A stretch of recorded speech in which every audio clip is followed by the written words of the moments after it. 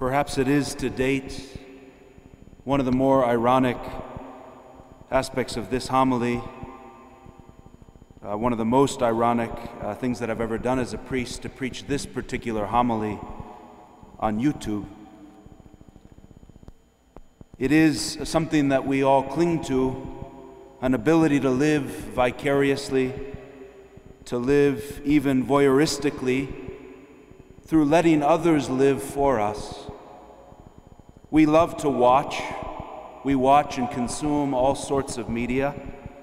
And we think that we can watch dramatic and violent and suggestive and ultimately lewd and crass material while all the time remaining at a safe distance. Sometimes at the beginning of a film, we see the words flashed up on the screen that we tend to disregard. Viewer discretion advised. Intense thematic elements.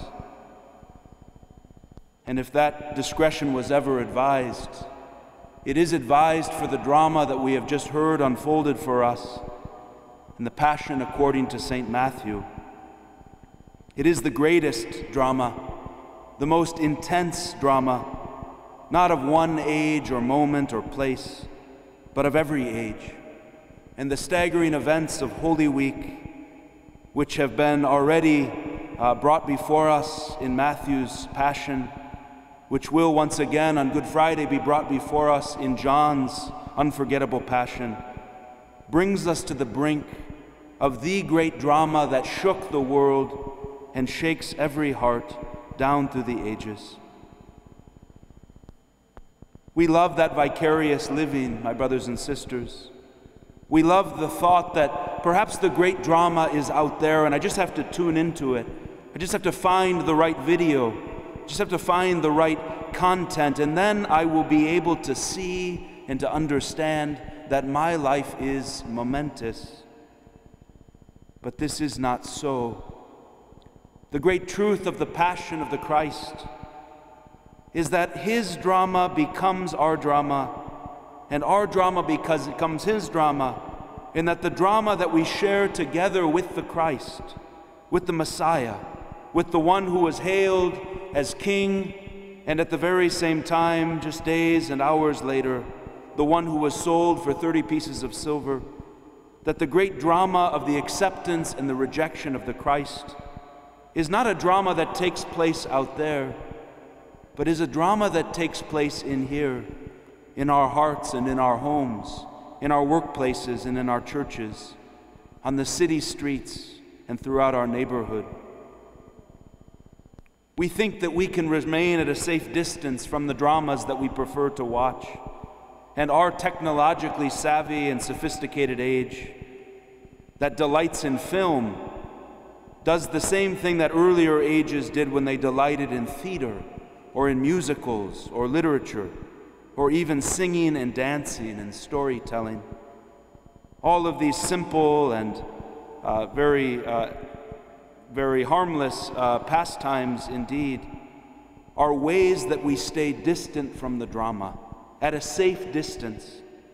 But my encouragement for each one of us as we come to the liturgies of Holy Week, even in this strange year, as we participate from a distance, as we participate even virtually, is that there would be nothing virtual about our keeping of Holy Week. No, it would be something entirely real and entirely personal and entirely interior, that we would go deeply into the drama of the Christ, because His drama meets us in the drama of our age, in the drama for virtue and the drama to overcome sin and temptation and even sickness and death itself. It is very interesting to see so many families taking stock of what they can do together to spend time and to reconnect. That beautiful creativity that's flowering in our day, as people realize we're not made merely to consume media. We're not merely to watch the great stories of world history happen. We're not merely meant to watch the news, God forbid. But we are meant to do something much more real. We are meant to allow the dramatic parts of our lives to bring us to our knees and to remind us that not only do we need a Savior, but we have a Savior. And so I use some words of Hilaire Belloc, great friend of G.K. Chesterton. Belloc was famous to say that any culture that pays others to dance and sing and put on plays and music for it is a culture that is in decline. That in some ways each one of us, and in our families and in our homes and in our parish and in our city, must discover that we do not sit back as spectators as all of the beautiful and dramatic and challenging stories take place around us. But we are protagonists in and with and through Christ for the very salvation of the world as we cooperate with Him who comes to us as Savior. The real drama is the one that we are all living, and that drama is embedded into the backdrop of this sacred drama of Holy Week. And so as we celebrate and commemorate and ponder and stand silent before the staggering events of Holy Week, let us not do so as mere spectators, but let us do so rightly as the liturgy teaches us, as participants, as those who are drawn interiorly into the mystery which is before us upon the altar, represented to those who have faith to see and to believe that Christ is present among His people. There was a first for me this week. Someone created a meme using words from a homily that I preached at a daily Mass. I hope this doesn't become anything regular, by the way. I think Father Hagen would agree.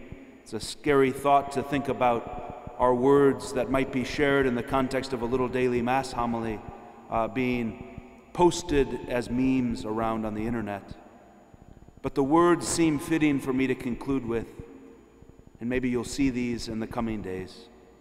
How staggering is it that the very Godhead has chosen to give Himself as an offering for us. How staggering indeed, my brothers and sisters. How staggering that the passion of the Christ, the drama that we have just heard retold, is not only retold, but indeed it is before us in mystery and in truth. That as we come to this holy, holy week, we come aware that the real drama is the one that is going on in our hearts, the one in which we can acknowledge that Christ is our King. And then as we receive from Him those words that He spoke upon the cross, those few and precious, those treasures that He gave us in the 7 last words, we might likewise be able to hear those simple and eloquent words that were spoken to the thief who died beside Him. Today you will be with me in paradise.